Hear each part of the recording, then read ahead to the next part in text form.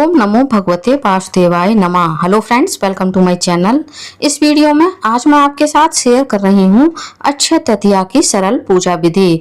अक्षय तृतीया का पर्व वैशाख मास की शुक्ल पक्ष की तृतीया को मनाया जाता है, जिसे हम अक्षय तृतीया, अगतीज और आखा तीज के नाम से जानते हैं। अक्षय तृतीया के दिन जो भी दान पुण्य किया जाता है उसका फल यानी उसका पुण्य कभी भी क्षय नहीं होता है।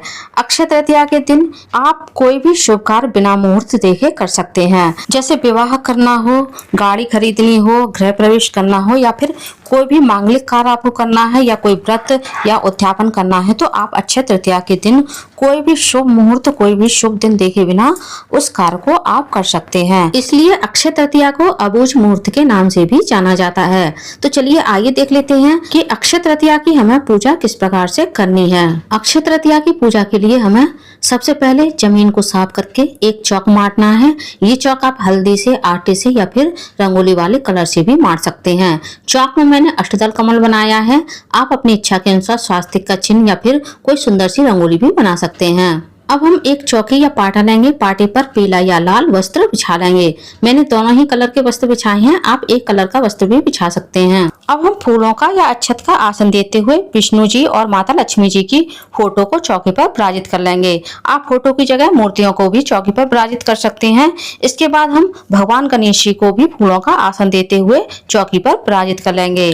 अब हम एक मिट्टी की मटकी लेंगे। ये मटकी आप छोटी बड़ी अपनी इच्छा के अनुसार कैसी भी ले सकते हैं। अब हम मटकी के गले में मौली बांध देंगे। बैसाख के महीने में किसी को जल पिलाना, जल का दान करना बहुत ही शुभ माना जाता है। जैसे बैसाख के महीने के समान कोई महीना नहीं होता है, सतयुग के समान कोई युग नहीं है, वेदों के समान कोई शास्त्र नहीं है और गंगा मैया के समान कोई तीर्थ नहीं है, उसी प्रकार से अक्षय तृतीया के समान कोई तिथि नहीं है। अब हम इस मटकी पर चंदन से एक स्वास्तिक का चिन्ह भी बना लेंगे। अक्षय तृतीया के दिन से ही कान्हा जी की चंदन यात्रा भी शुरू हो जाती है और बांके बिहारी मंदिर में इस दिन बिहारी जी के चरण दर्शन कराए जाते हैं और उनको चंदन का लड्डू भी समर्पित किया जाता है। इसलिए बैसाख के महीने में विष्णु भगवान का चंदन से पूजा करना भी विशेष फलदायी माना जाता है। अब हम मटकी में थोड़ा सा गंगा जल डाल देंगे। उसके बाद इस मटकी को हम शुद्ध जल से कंठ तक भर देंगे। अब हम मटकी में थोड़ी सी चना की दाल और शक्कर डाल देंगे। आप शक्कर की जगह गुड़ या फिर मिश्री भी डाल सकते हैं या फिर बतासा भी डाल सकते हैं और हम मटकी को ढक देंगे। अब हम गेहूं का या फिर जौ का आसन देते हुए मटकी को चौकी पर विराजित कर देंगे। चने की दाल, गेहूं और जौ को स्वर्ण के समान ही माना जाता है और अक्षय तृतीया के दिन सोना खरीदना या फिर सोने का दान करना इसका बहुत ज्यादा महत्व होता है। अब हम अक्षत का आसन देते हुए दीपक को भी चौकी पर विराजित कर लेंगे और सर्वप्रथम हम दीपक को प्रज्वलित कर लेंगे, क्योंकि अग्निदेव के रूप में दीपक हमारी पूजा का साक्षी होता है। अब हम सभी भगवान को भावपूर्ण गंगा जल से स्नान कराएंगे और सबसे पहले हम भगवान गणेश का पूजन करेंगे चंदन से और कुमकुम से। साथ ही हम अक्षत चढ़ाएंगे। इसके साथ ही हम विष्णु भगवान का पीले चंदन से पूजन करेंगे और माता लक्ष्मी को हम कुमकुम से तिलक करेंगे।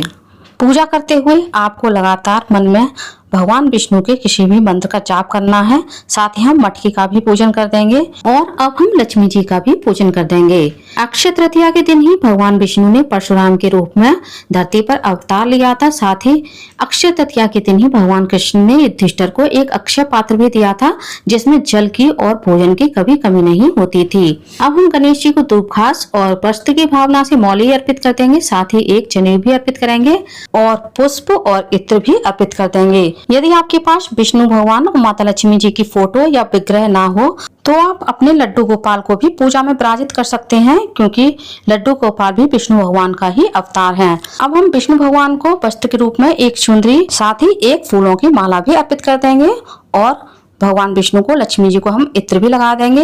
अब हम विष्णु भगवान को एक पीला जनेऊ अर्पित करेंगे। यदि आपके पास पीला जनेऊ ना हो तो आप सफेद जनेऊ में थोड़ी सी हल्दी लगा करके विष्णु भगवान को अर्पित कर सकते हैं, क्योंकि विष्णु भगवान को पीला रंग बहुत पसंद है। इसके साथ ही अक्षय तृतीया के दिन सोना या चांदी खरीदने का भी विशेष महत्व माना जाता है। तो यदि आपने कोई सोना या चांदी की चीज खरीदी है तो आप उसको भी पूजा में रख लीजिए। साथ ही लक्ष्मी जी की प्रिय कौड़ी, कमलकट्टा और गोमती चक्र को भी आप इस दिन पूजा में जरूर रखिएगा। ऐसा करने से घर में सुख समृद्धि आती है। अब हम माता लक्ष्मी को सुहाग सामग्री अर्पित करेंगे। ये सुहाग सामग्री भी आप अपनी श्रद्धा के अनुसार 5, 7 या फिर 16 श्रृंगार भी माता लक्ष्मी को अर्पित कर सकते हैं। साथ ही सुहाग सामग्री में आपको अपनी श्रद्धा के अनुसार कुछ ना कुछ तचना आवश्यक नहीं है। लक्ष्मी जी को कमल का फूल अति प्रिय होता है, लेकिन कमल का फूल हर जगह नहीं मिलता है, तो आप गुलाब का या फिर गुलहड़ का फूल भी माता लक्ष्मी को अर्पित कर सकते हैं। साथ ही हम दीपक का भी पूजन कर देंगे और जो हमने कौड़ी, कमलकट्टा और सोने चांदी की चीजें रखी हैं उनका भी पूजन कर देंगे। ऐसा करने से पूरे साल घर में बरकत बनी रहती है। अक्षय तृतीया के दिन से ही बद्रीनाथ और केदारनाथ के भी कपाट खुल जाते हैं। अब हम दक्षिणा स्वरूप कुछ पैसे भगवान को अर्पित करेंगे। सभी की सामर्थ्य नहीं होती है कि वो इस दिन सोना खरीद कर लाएं, इसलिए आपको इस दिन चने की दाल को अवश्य खरीद कर लाना है और इसे दान करना है। चने की दाल, जौ और गेहूं को स्वर्ण के समान ही माना गया है। ये चीजें आप अपनी सामर्थ्य के अनुसार दान कर सकते हैं। तुलसी के बिना भगवान विष्णु की पूजा अधूरी मानी जाती है, तो इस दिन आप भगवान विष्णु को तुलसी अवश्य दान करें। वैशाख के महीने में सत्तू खाने का, सत्तू दान करने का भी विशेष महत्व है और इसके लिए अक्षय तृतीया का दिन सर्वोत्तम माना गया है। इस दिन विष्णु भगवान को सत्तू का भोग अवश्य लगाया जाता है, तो आप किसी भी सत्तू का भोग लगा सकते हैं, जैसे चने के, बेजर के या फिर भजिया के सत्तू। मैंने दोनों ही सत्तू का भोग भगवान को लगाया है। साथ ही मैंने मावा की मिठाई भी ली है भगवान को भोग के लिए। आप केवल सत्तू का भी भोग लगा सकते हैं। गणेश जी के लिए हमने अलग से सत्तू निकाला है, क्योंकि विष्णु भगवान को जो भी हम भोग लगाएंगे उसमें तुलसी दल डालेंगे। तुलसी दल के बिना भगवान कोई भी भोग स्वीकार नहीं करते हैं। अब हम भगवान को सीजनेबल फल का भोग लगा देंगे, जैसे खरबूज, तरबूज, ककड़ी, केला, आम, संतरा। आप चाहे तो इन सभी फलों का भोग लगा सकते हैं, वरना आप केवल खरबूज का और ककड़ी का भी भोग भगवान को इस दिन लगा सकते हैं। इस दिन आपको भगवान को मिट्टी के पात्र में ही ठंडा ठंडा जल भोग में अर्पित करना चाहिए और आप चाहें तो इस दिन से रोज भगवान को मिट्टी के पात्र में ही जल अर्पित करें, ताकि भगवान भी गर्मियों में ठंडे जल का सेवन कर सकें। अब हम हाथ में थोड़ी सी चना की दाल और पुष्प लेकर के अक्षय तृतीया व्रत की कहानी सुनाएंगे। जब हमारी कथा पूरी हो जाएगी तब हम ये पुष्प और चना की दाल भगवान के चरणों में अर्पित कर देंगे। अब हम आरती करेंगे। मैं कपूर से आरती कर रही हूँ, आप घी के दीपक से या फिर तिल के तेल के दीपक से भी भगवान की आरती कर सकते हैं। पहले गणेश जी की आरती करेंगे, उसके बाद विष्णु भगवान और लक्ष्मी जी की आरती करेंगे। आरती करने के बाद पहले आरती हम भगवान को देंगे, उसके बाद हम आरती की अग्नि को शांत करेंगे और स्वयं भी आरती ले लेंगे।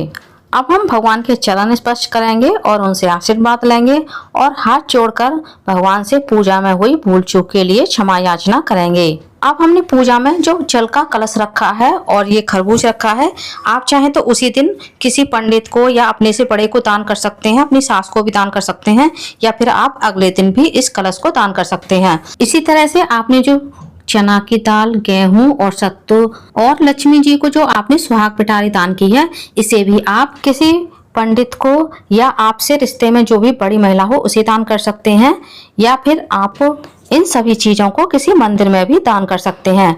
फलों में से आप थोड़े से फल अपने लिए प्रसाद स्वरूप बचा लें, उसके बाद बाकी फलों को आप दान कर दें, क्योंकि आप इस दिन जितना अधिक दान करेंगे उतना अधिक आपको पुण्य मिलेगा। क्योंकि अक्षय तृतीया के दिन किए गए दान का कभी भी क्षय नहीं होता है। दान की गई सभी चीजों की चारों ओर हम जल फैला करके उन्हें मिनस देंगे। तो उम्मीद करती हूँ फ्रेंड्स आप लोगों को अक्षय तृतीया की पूजा विधि का मेरा ये छोटा सा सरल सा वीडियो पसंद आया होगा।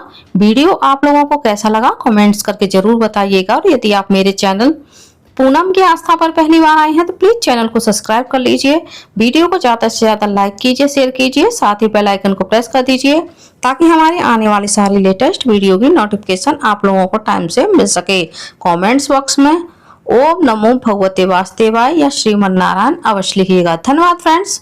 ओम नमो भगवते वासुदेवाय नमः। जय माता लक्ष्मी।